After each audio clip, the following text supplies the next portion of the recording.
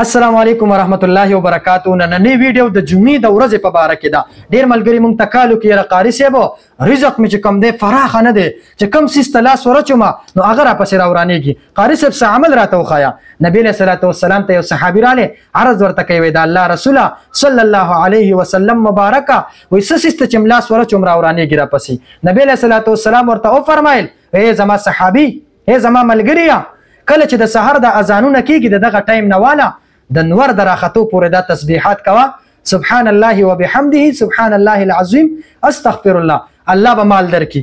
صحابي لاړې دغه عمل شروع کو، سمود آباد رالی د الله رسول صلی الله علیه وسلم مبارک ته فرمایي وای ای د الله رسوله صلی الله علیه وسلم مبارکه الله دومره مال راکو چې د ایښودو ځای را سره نشته.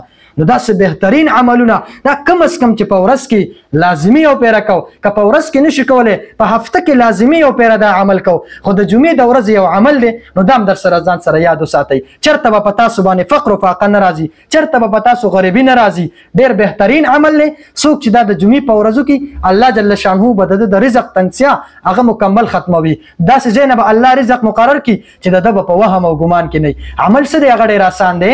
اول به یو پیره چې کوم دی درود ابراهیمي وي، کم درود شریف چې مونږ مانځه کې وایو اللهم صلی، دا درود مبارک به یو پیره وي. د هغې نه بعد به سورة فاتحه الحمد شریف چې ورته مونږ وایو دا به یو پیره وي. د هغې نه بعد به بیا یو پیره آیات الکرسی وي. د هغې نه پس به بیا 4 قل سورتونه چې کم دی، قل یا ایها الکافرون، قل هو الله احد، قل اعوذ برب الفلق، قل اعوذ برب الناس.